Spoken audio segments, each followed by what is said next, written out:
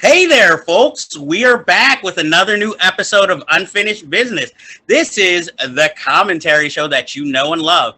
And we are back here. This isn't a deep dive this time, so we're going to talk about a whole wide array of subjects. And I am your host, Jeff Galashaw from the great state of New York, Brooklyn, weighing in about pounds. And with me, as always, I have the terror of the cinema, Andre Joseph from the great land of Staten Island, weighing in at pounds.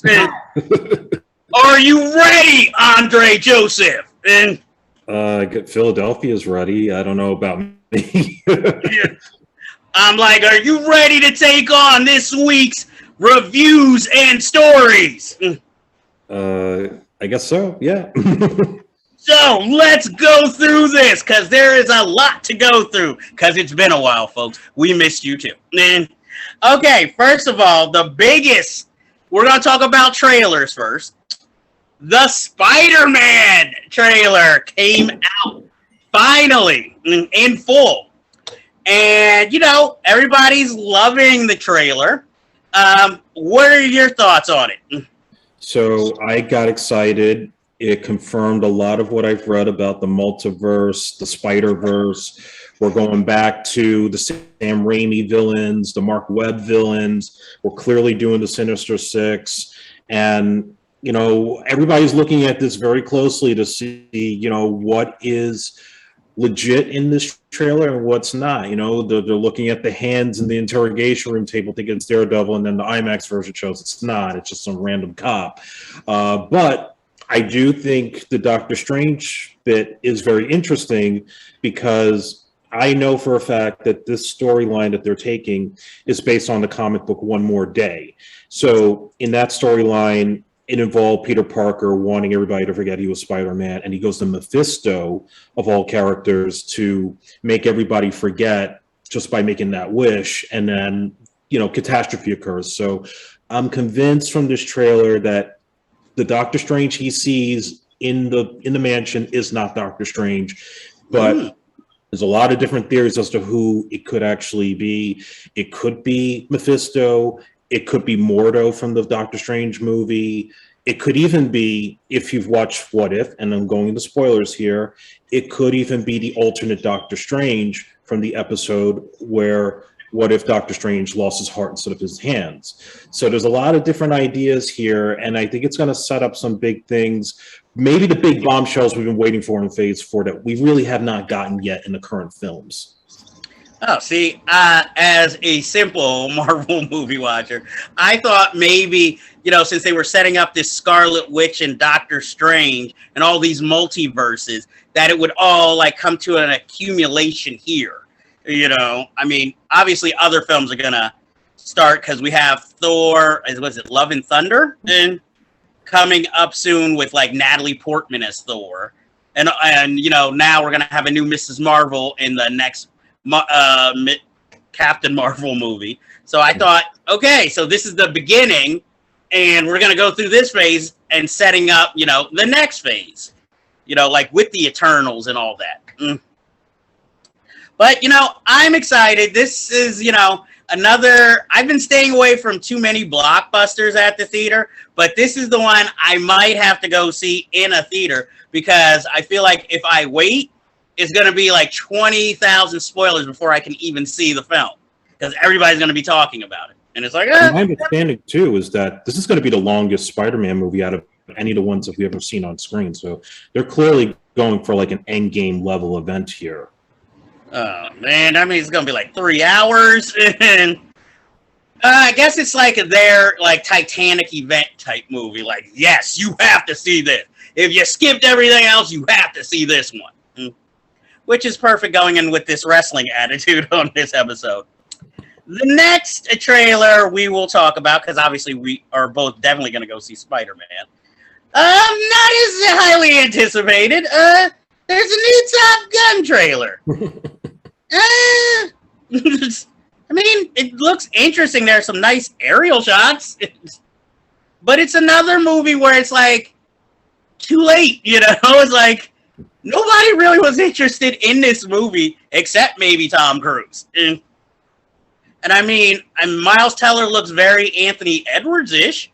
And you know, I'm finally glad to see Jennifer Connelly play the main love interest instead of the cheated upon wife in every film she used to be in. I'm like, so let me get this straight. This beautiful brunette woman plays always as the wife who gets cheated on in every movie for like average women. I'm like, justice for Jennifer Connelly, who for long-time watchers and listeners of the Cinephiles and Unfinished Business know I'm an unabashed fan of. Oh yeah, she's gorgeous still to this day. Exactly, and she needs to work more. She has an Oscar, people. Is there anything really you have to say about the Top Gun Maverick trailer? I mean, I'm not a big fan of the original movie. Of course, I love Tony Scott. I loved his work. The soundtrack is great. But is it like a sacred cow to me personally? Not really. I mean, yeah, like you said, the aerial shots look really good. I like that they try to keep the aesthetics of the original in there, like the way it's lit, the coloring. You know, there's some moments that feel like throwbacks to the original, him on the motorcycle. But I just think Tom Cruise is starting to look his age. He's still trying to do the same shit that he was doing way back when he did Mission Impossible 1. And look, there's times where I think he's great, and there's other times where I'm just like, you're trying too hard, dude. Like, just stop it. And I feel like here it's just him still trying to hold on to old glory to stay relevant at the box office. But you're starting to see it in his face. You're starting to see it just in his whole personality. I think he's starting to get a little outdated, in my view. Well, I feel like this movie is one of his vacation type movies because there's nothing for him to do great stunts with, but still be the man, you know, in the film. And, you know, I'm interested, if only just to see how they're going to use Val Kilmer in the movie, because they said he's definitely coming back for this film. So I'm interested in seeing how they use him. I mean, they're not bringing back my man Tom Skerritt, or I never remember this guy's name, the bald guy. Oh, James Toklin. But those guys are like in their 80s and 90s now. It's crazy. Hey, they could be given medals like, hey, Maverick, you've achieved again. Well, you don't remember Robert Loggia in Independence Day 2, where they like CGI'd him to come out for a celebration? I still have never watched that movie, and I've never seen anything. I'm just like, I say bring him back, if only for that, like, hey, let's go on a last flight, Maverick. Mayday, Mayday, 1 day till retirement. And he dies in the cockpit. And they all reunite at a funeral for either Tom Skerritt or James Tolkien. There was a funeral scene in it, so one of those guys could be dead. Hey, that's my pitch. Or is that where Val Kilmer comes in? Dun, dun, dun. Okay. Next, Red Notice with The Rock, Gal Gadot, and the ever-present Ryan Reynolds. I mean, okay, let me explain what the movie is. It seems like Gal Gadot and Ryan Reynolds are Red Notice criminals, and The Rock is the government agent who tries to take him down, but then Gal Gadot seems to be the ultimate villain, so now him and Ryan Reynolds have to team up to take her down. And it just seems like more of the same for everybody involved. You know, I mean, I remember Ryan Reynolds making a cameo in Hobbs and Shaw, and I thought he had good chemistry with The Rock. So there's a part of me that wants to see this. It definitely feels like a 90s movie. It feels like one of those high concept pictures that you find the biggest stars and you throw them in there to fit the kind of personalities that everybody's used to seeing them do. So that's what this movie kind of feels like. And it also kind of gave me vibes of the John Woo movie Once a Thief with Chow Yun-fat. You know, it's like the siblings who, you know, are doing all these heists and stuff. Is, you know, Hong Kong movie before he started making American films. That's the kind of vibe I was getting from watching this. I'm going to check it out because it's Netflix and it's free. I don't know if it's going to be particularly good, but I mean, just to see Reynolds and The Rock together, you know, should be fun. Well, it definitely, since it's called Red Notice, it definitely reminds me of Red, the movie. Movie I am not a fan of. So I'm like, all they need now is bring Bruce Willis, who, if they'll pay his price, will appear in anything, it seems. So hey, I still have faith. I'm losing it. But yeah, he's losing it for sure. Well, he doesn't do himself any favors. So, next we have the Jake Gyllenhaal movie, The Guilty, with Jake Gyllenhaal, directed by Antoine Fuqua, which looks to be more of a one-man show for him, even though it's a thriller. I'm not gonna lie. I know it's a remake of a Danish film, but it also brings to mind that Halle Berry movie. That's what I was. Only without us seeing, like the kidnapped girl and the action outside. This seems to be just self-contained, so it's trying to be like Phone Booth also. And while I like Jake Gyllenhaal, I will probably watch it only because I'm a fan of Jake Gyllenhaal, and it's interesting to see Antoine Fuqua maybe try something a little more smaller scale, more intimate rather than his usually big action epics. So I'm interested. I don't know how good it's going to be, but like you said, it's Netflix, it's free, so why not? Yeah, I feel the same way, and I agree. It reminded me of The Call. It even gave me a little bit of a vibe of Nightcrawler, which I really enjoyed. And I definitely will say I'm going to give it a chance because personally, I feel like Jake Gyllenhaal doesn't really do bad movies. And it's like a bold thing for me to say, but anything he does, there's very few exceptions that I would say where like I say I can't enjoy this film for whatever reason. It seems like he has a good handle on picking good scripts, and this one, especially Antoine Fuqua at the helm, should be pretty interesting. I'd be like, let's not forget Prince of Persia. That was when they hyped him up too much. Hey, he read the script. That's all I'm gonna say. Yeah. And I say this as a person who is a fan of Bubble Boy, so take that how you will. Next, the next trailer, before we get to the really big one, Ghostbusters Afterlife, a full trailer finally. Yes. Is a kind of a mashup of the teaser, but now we get like more information and more scenes.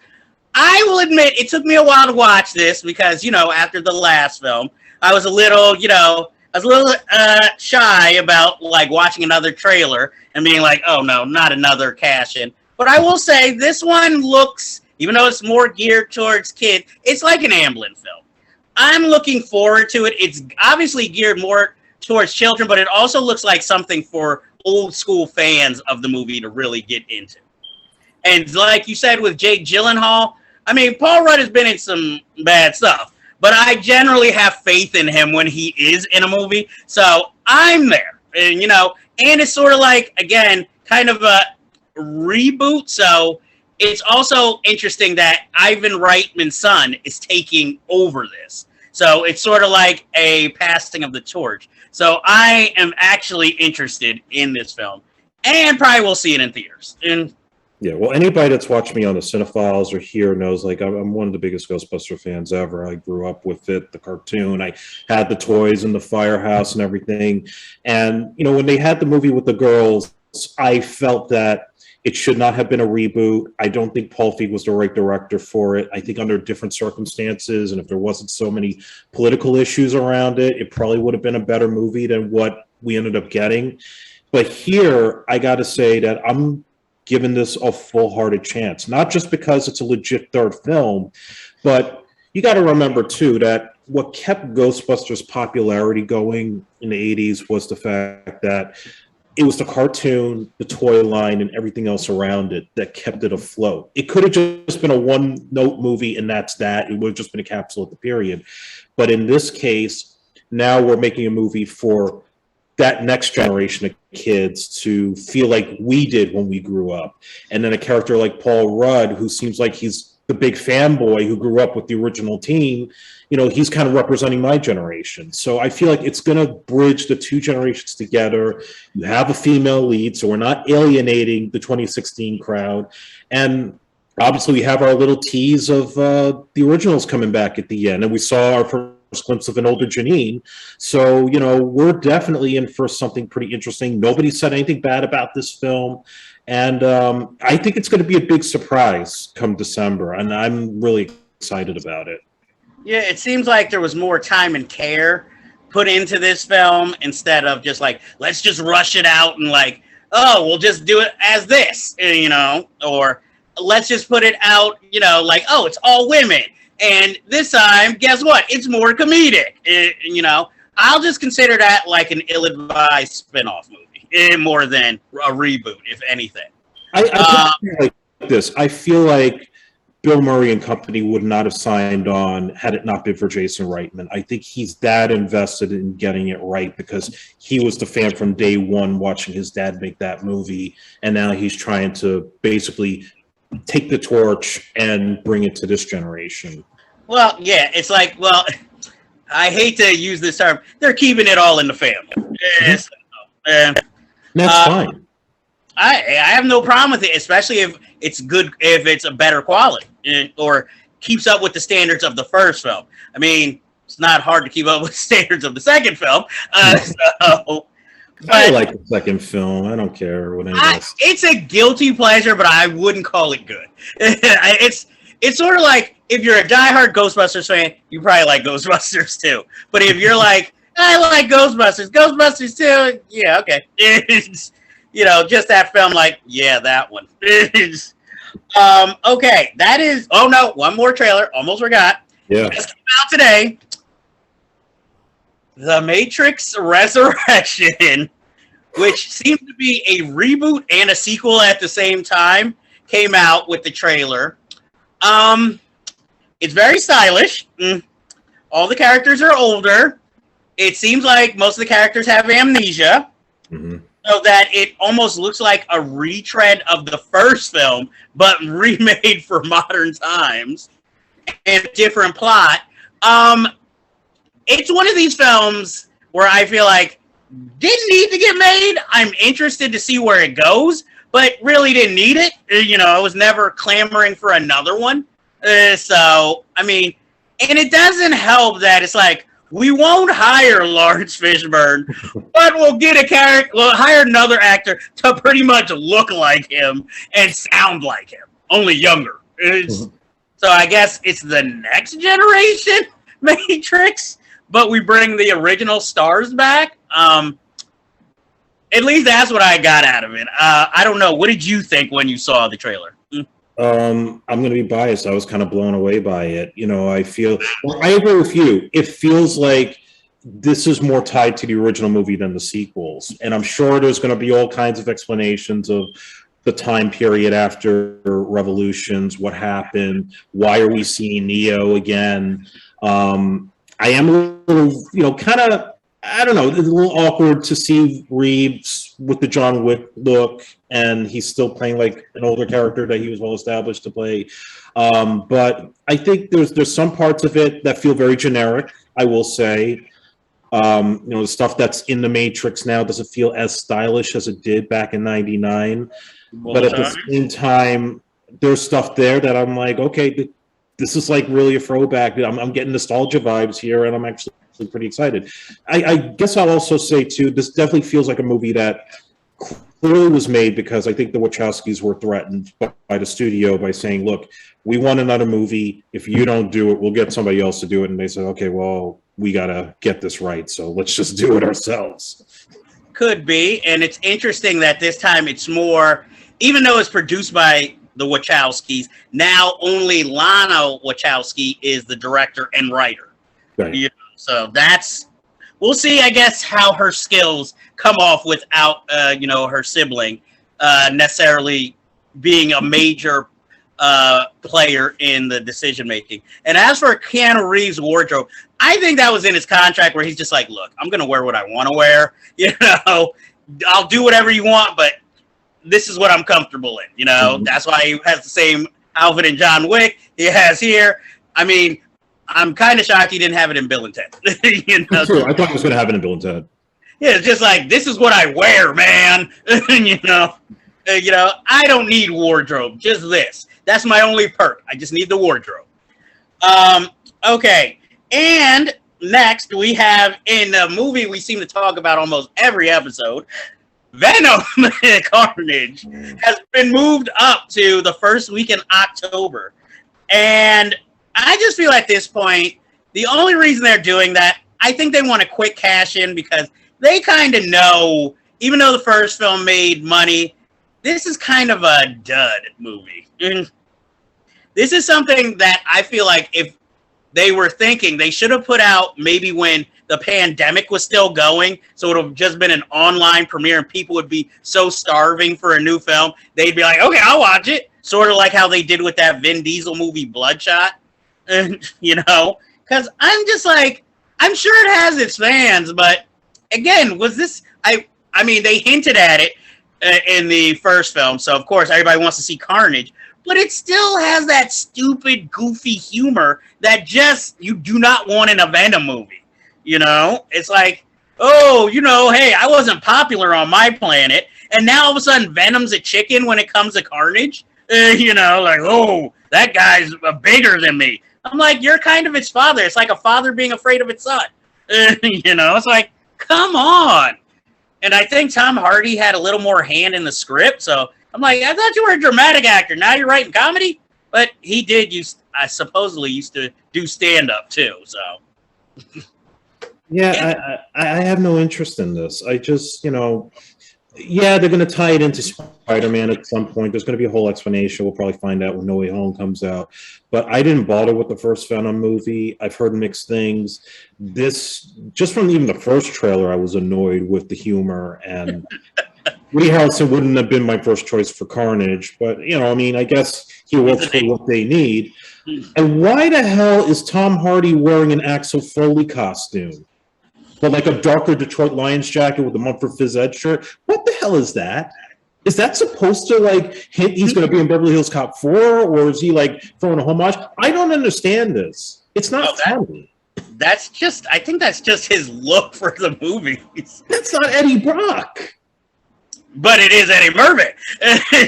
So maybe that's the little tie-in. Maybe it's tied into the upcoming Beverly Hills Cop 4 movie somehow in some weird way. I have no idea. Like I said, when it comes to this film and even Mobius, I'm still like, really? It's going to bomb hard.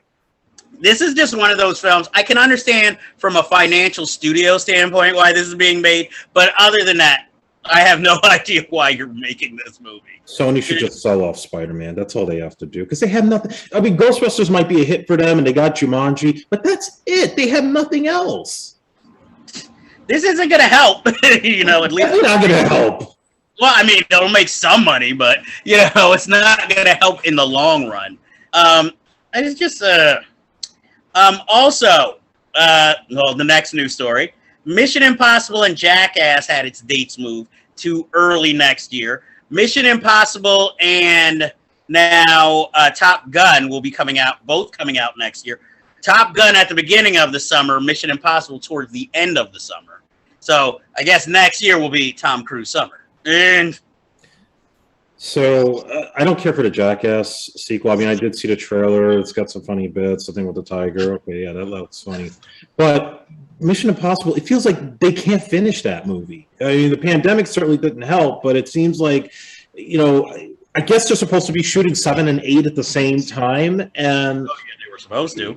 Yeah, and it seems like it's this long-ass shoot, like maybe longer than Heaven's Gate. That's how long it's taking to make this movie. They were shooting in a pandemic. Give them some credit. It's like, wasn't like they planned on it taking this long. Or maybe they're still trying to work out the space logistics since they want to film in space. But do people really want another Mission Impossible at this point? Can they just reboot it with somebody else? No, please don't reboot it. Just end it. Personally. Hey, this is all Tom Cruise has, man. There's no more Jack Reacher movies. It's just this. This and Top Gun sequels. Next thing you know, he's going to do Color of Money 3. There was a Color of Money too. Oh, well, okay. Hustler. It's all tied together somehow. Well, maybe Miles Teller worked on this Mission Impossible movie. That's why it's taking so long to get made. If you don't get the reference, folks, look it up. Just Miles Teller. I'm not going to explain it because we're not a gossip show. But I am shocked. I can understand you not being that excited for Jackass, but I was looking forward to it personally. You know, those are guilty pleasures. Look, I know they're not cinematic. They're just fun times, you know, but we won't talk too long about this. This one I mentioned to you before, and I was shocked you didn't hear about this. the Cliffhanger remake that Anna Lily Apor, who directed A Girl Walks Home Alone at Night, and also The Bad Batch, is working on a remake of Cliffhanger. And one of the reasons I bring this up is because a lot of people are saying that she's only a female-driven filmmaker because she's a female, and occasionally, the main characters in her film have been female. But she wants to be thought of, I guess, more just as a filmmaker, which I personally agree with, because when you look at Catherine Bigelow, I mean, when she first started out, they would note, oh, she's a female director. But when you watch her films, you just think, oh, that's a great filmmaker. You don't think, oh, that's a great female film director. But if it was a male, it would have been so much better. So I'm interested in it for that reason alone. And I'm interested to see what would constitute a remake, what would change, or is it basically, again, going to be just, the same thing, except maybe have all those scenes that were cut out of the first film that they showed in the trailer, but were never in the movie, which made the movie disappointing to me in the first place. So, I don't know. How do you feel? I know you're the bigger Stallone action movie fan. Cliffhanger's not a sacred cow in my view, and I've always been okay if they wanted to remake that, because there's no real sequel you could do with the 70-year-old Stallone, and I don't think Stallone's returning. I know, but it's just pointless. Just get anybody to do it. It doesn't matter. It's gonna just be the same film all over again. Well, Stallone is probably trying to work his way in because he loves doing sequels and remakes of his old film. Yeah, like, hey, I can be the first victim. I can be the villain. I'm free. And I only got to make this next Expendables movie. Another unfortunate, I'm not going to say useless sequel, but it's like, I was good with the first three. Do you really need to put 57 in there? I don't think so. He doesn't need to, but hey, they're buddies from, what was that? Prison Break? What was the name? Escape Plan. So why not? I forgot who else the new recruits he has for that film. All I want, let Wesley Snipes be in it because he needs the work. Yeah, it's true. I mean, I know Jason Statham will be there and Randy Couture. I think they're replacing Jet Li, though. Yeah, but he was useless in the last two, so I don't care. Hey, he could always use a paycheck, though. He could do a high kick and be like, thanks for the check. I'm out. That's funny in Hong Kong. I don't think he needs another American paycheck. Hey, American paychecks are always good, patriotic. Okay, next. This is a subject I wanted to bring up, and it's about what the current trend of day and date releases, and how I can understand why we're doing it right now, but I would like to think it would generally be phased out once the pandemic passes, but it might prove to be as popular. Because people might still want it, even after the pandemic, because they can get easy access just for a little extra price. Whereas my thing about all this is that now it feels like it's coming down to almost like a television show, because it seems to be all about ratings more when it's like day and date, because now HBO Max can get more subscribers, Paramount Plus can get more subscribers. So that it ultimately is almost like magazine subscriptions. Like, oh, if you sign up with us, you get this exclusive, this exclusive, this exclusive. Rather than it being, I guess, all about cinema. Look, I know it's all about business these days, but it just seems like disheartening, because I think more or less it hurts the smaller independent films. Because, of course, everybody's going to still go see, let's say, a Shang-Chi in a theater, even if it's available, on a subscription service. But if it's a smaller film that you barely heard of, it's probably not going to make it to the theater. It's just going to stay on cable, and you're just going to probably come across it under the suggestion box. Like, hey, if you like this, you might like this. And, if it gets HBO Max and the Netflix to fund smaller films, that's great. But they kind of get lost in the shuffle. Because for every, let's say, Zola or independent movie they produce, then they give 10 He's All That's. Is that where everything gets lost in the shuffle? And I don't know. How do you feel about this?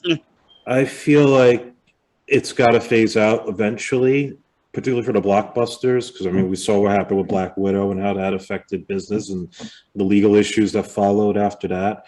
Shang-Chi certainly proved that people will still go out to the theaters, and you know, a movie like that could still make money by not having the simultaneous release. So eventually, they do have to go back to just being exclusive to the theaters. But I do feel that the 45-day window that they have, that should stay in place. Because, yeah, I don't mind that one. Yeah, I do think like the whole thing is just shrinking. Nobody's going to video stores anymore. They don't even really exist unless you go to Oregon. And, you know, it's just like we're in a changing climate here where it's just more people in general, whether there's a pandemic or no pandemic, they're staying home. They don't want to pay the ridiculous ticket prices in the concession to go see a movie, and then to deal with people that are on their phones and talking and smoking, that shit gets annoying after a while. So yeah, I mean, there has to be a balance. I do feel that the blockbusters that the studios put out need to be in the theaters exclusively until they're ready to go out on video. But there's also that concern too, I think, with like Netflix, with the kind of content that they put out. It's treated as content. It's not treated as like, you know, a quality cinematic work. Exactly. And that's the one issue I see in the long run, is that we're going to start devaluing the kind of movies that are being made because, oh, we got the money, we got the talent, but then the execution just feels like we're just kind of throwing this together. We're not really putting any real passion into it. We're just trying to fulfill a quota. Exactly. Take a look at the film Roma, which I think is a good film. I didn't love it, but you know, you had Netflix put it out. This was before the pandemic, of course, but it felt like you said, more like content because it's not as well remembered as, let's say, a movie that took the art house or even the theaters by storm. Right. Like, even look at Parasite. You know, that went straight to theaters. It did not have an online premiere, but more people remember and talk about that film than they do, let's say, a Roma. Well, it's called Roma, but you get it. It just went together. So, but, you know, that's why I feel like you said, it's kind of a devaluing of things where it becomes more about content instead of quality, even if it is of quality. That pretty much wraps up the news segment. So now, folks, we're going on to the reviews. We're doing 2 reviews this week, and they are both African-American themed. Who'd have thought? And first, we are going to talk about the Aretha Franklin biopic, Respect, starring... Jennifer Hudson.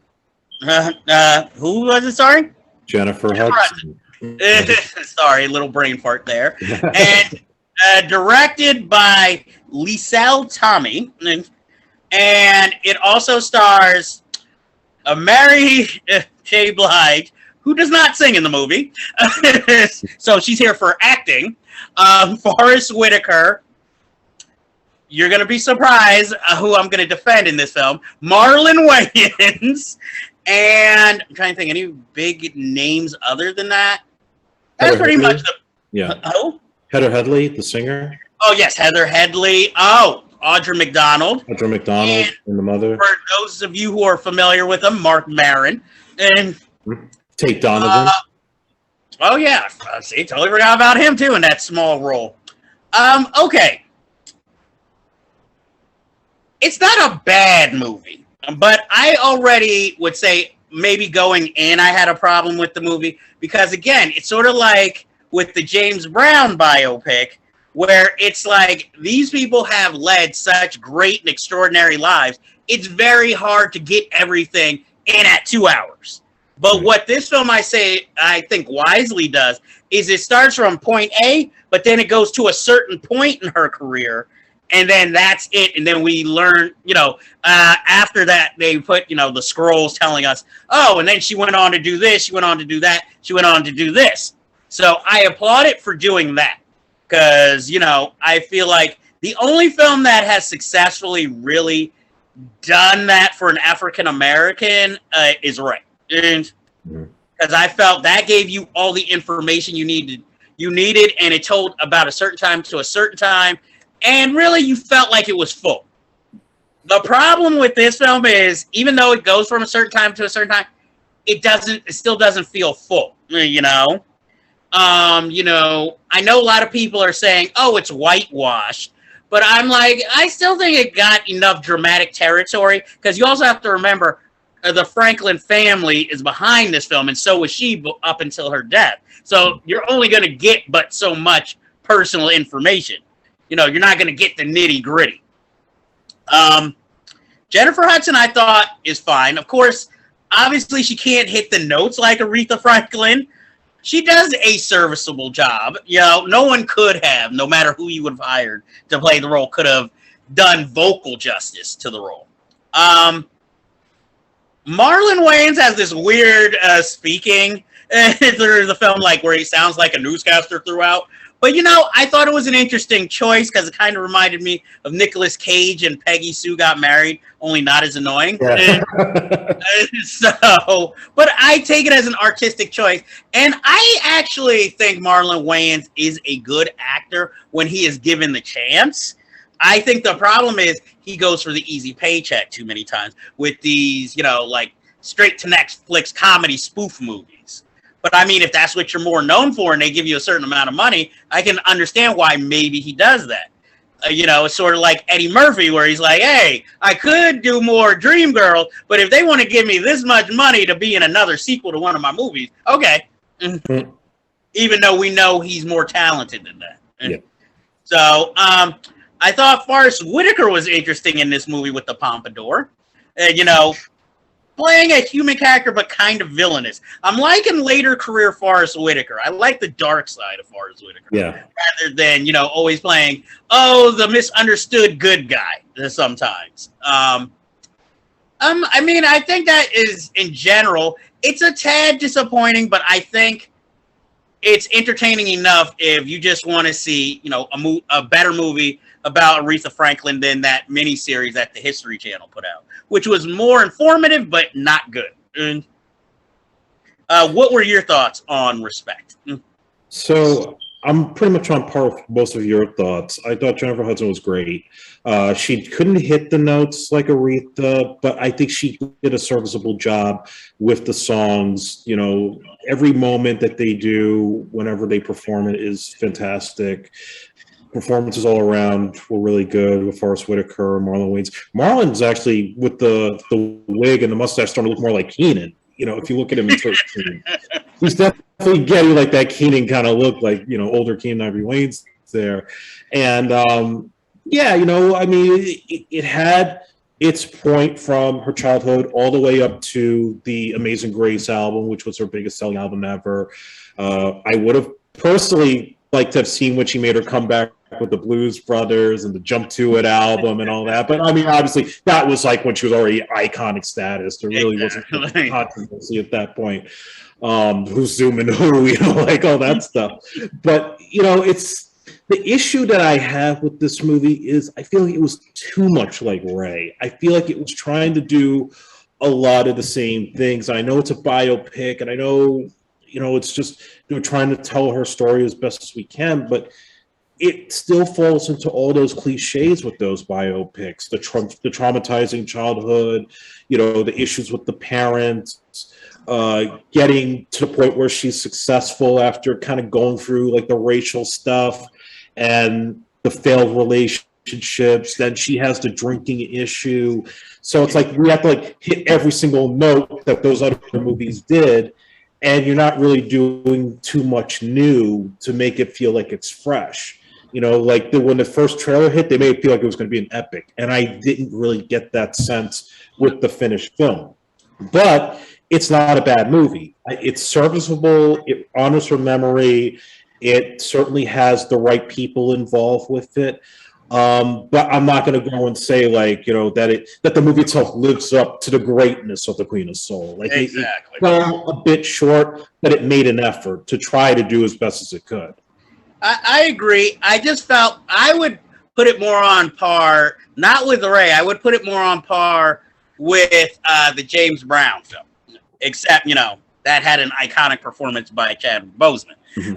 But with this film, I felt like the one thing was, even though it tells the story, it lacked a cinematic depth. Yes. You know, it felt like we're going through all this, but like you said, point by point by point, we never slow down, you know, like to maybe take a breather here and like have a moment.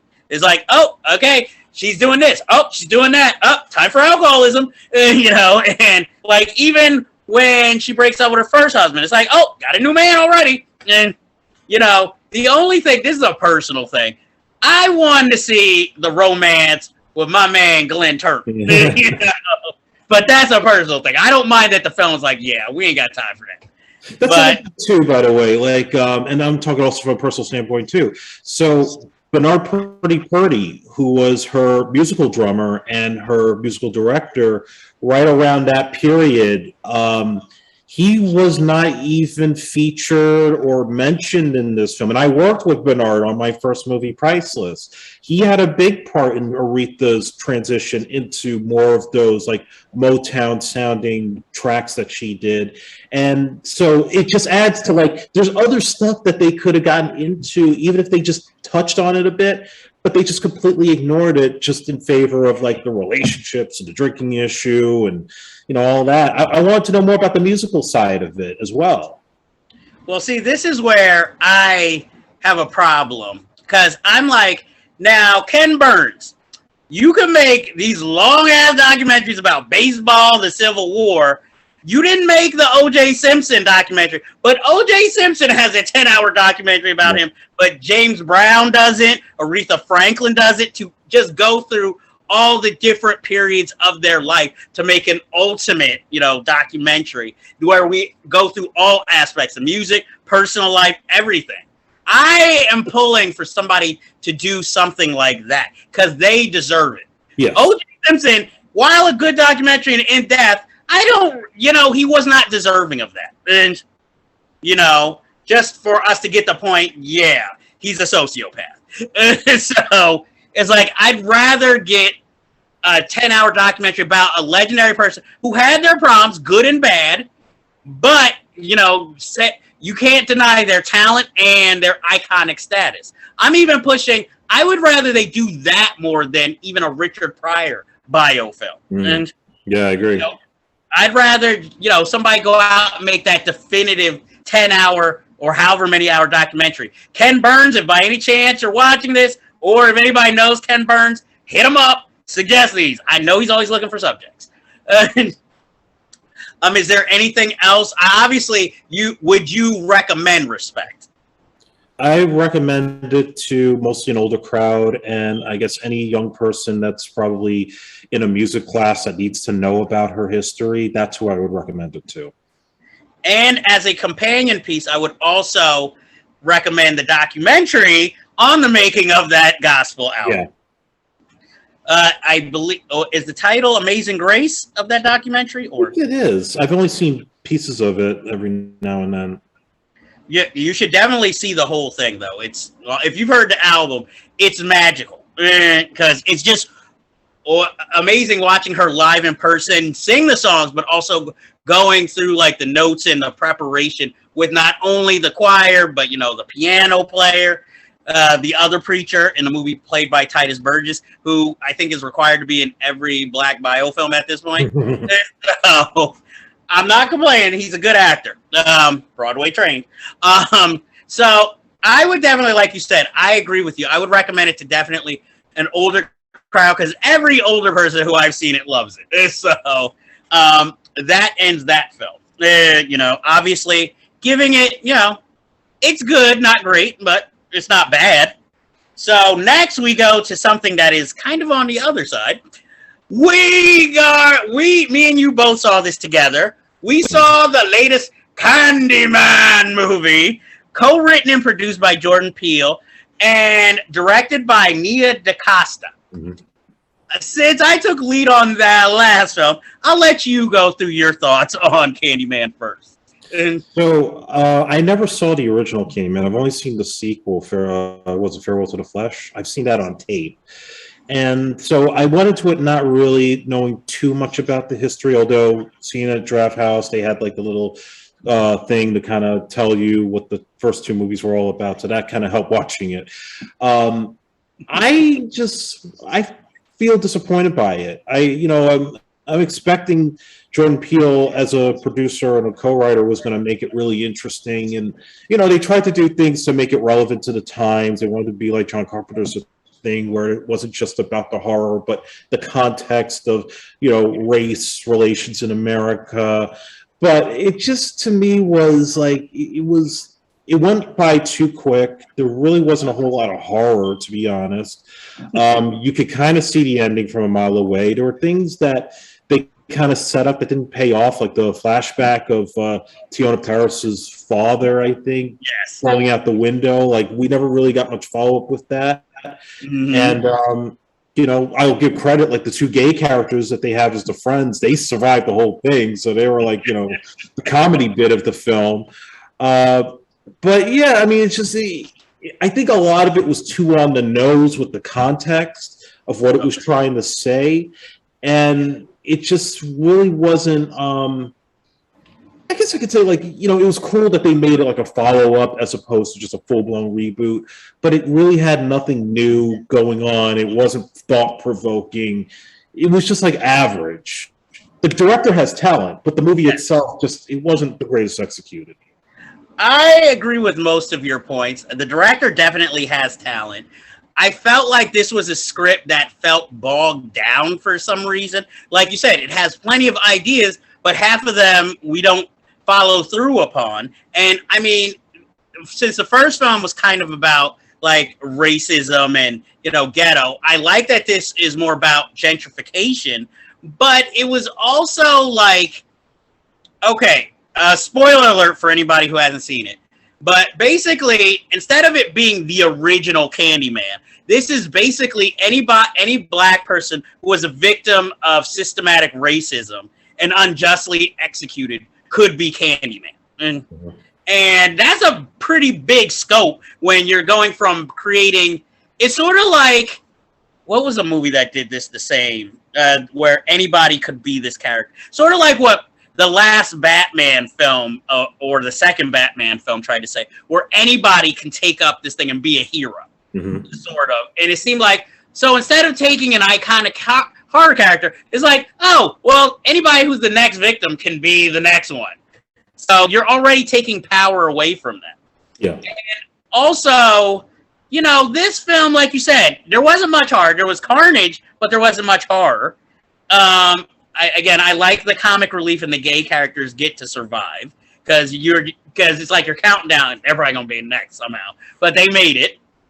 And I mean, I like that they brought back Vanessa Williams, and obviously it links to the first film with him being the baby who survived from the original film. But other than that, it just feels like kind of a remake. I'm even willing to say I kind of enjoyed the one Candyman you saw. The second, Farewell to the Flesh, more than I enjoyed this one. That one didn't have as much of a social message, but it seemed to be on the same wavelength of the first film and it being an actual horror film. I've never seen the third one, so I can't comment on that one. I'm glad that Tony Todd kind of has a cameo here, and that they even gave Virginia Madsen a voice cameo. But like I said, like even let's say the killing in the museum, for instance, artistically well done. Does it make sense? No. Is it scary? No. It's very violent. That's why when we were leaving, when one woman said, "Wow, that movie was amazing," my film snob came out in me where I'm just like, you need to see more movies. It's like, trust me, there's better than this. I like the message. I just wish maybe they had worked on the script a little more to make it a little more subtle, like you said, instead of just like, okay, you're hammering this point, we get it. Though I will say, a little bit off subject, one of the great things of this movie, seeing it at the Alamo Drafthouse, is it's played a preview of a movie I had never even heard of called Enemy Territory, starring Ray Parker Jr. and Jan Michael Vincent. And I watched recently. That fucking movie is awesome, and definitely we have to talk about it in the future. For anybody interested, it is on YouTube. So, but overall, Candyman, that's something. Okay, you're old enough to remember this. Remember when HBO used to have their Friday night premieres movies? Yeah. This is like, it's a little better quality than a Friday night premiere, but this movie feels like it deserves to be there. You shouldn't pay for it, but maybe it's worth watching if you're looking for something to watch. You know, like, again, there are plenty of other movies out there, but I would say if you want to support it. But it just comes off a tad bit disappointing, and I just wish it had been. I'm not going to blame the direction. It's more the script. Yeah. I think that could have been better. And that's why it's especially disappointing considering Jordan Peele is one of the co-writers of it. And, you know, it also seems a little too simplistic. And, you know, that's another problem I have with the film. Like Candyman, I've seen the original. It's not my favorite horror film, but I like the ideas it introduces. And I like the way it goes about things. I can't 100% say that about this movie. Right. So that's my final word on it. My thing is wait for streaming if you need to see this film. It's definitely a rental. So that is it for this week. But as you know, as always, we have plenty of unfinished business to be had and done. But first, Andre Joseph, is there anything you'd like to plug this week? Yeah, so I have a new film I'm trying to get together called Dismissal Time, and we have a fundraiser right now through my fiscal sponsor, Fractured Atlas. You can also like the Facebook page for this film. It's a social drama that I'm doing based on some things that happened to me when I was in high school, and it's relevant to the conversation we're having about race relations in America and also our education system and the things that go on with that. So check it out. Check out the pitch video that I have. You go to the Dismissal Time Facebook page. All the info about the cast is there. And yeah, support the project. We start shooting next month. Yes, and also all that information will also be in the show notes, obviously. So check it out, guys. Hey, if you can, donate. If you can't, support, help spread the word. I don't, unfortunately, have anything to plug as of yet. I mean, obviously, all the blogs you can visit, we appreciate it if you come by. But other than that, I will say, have you seen Raw? Not Eddie Murphy's Raw, the horror film Raw. If not, why not? Because it's fucking awesome. Andre, any film that you think is fucking awesome that the people need to see? Have you seen the movie Black Bear? If not, why not? Because it's fucking awesome. Ah, an excellent choice. And until next time, we will see you soon, and we bid you adieu.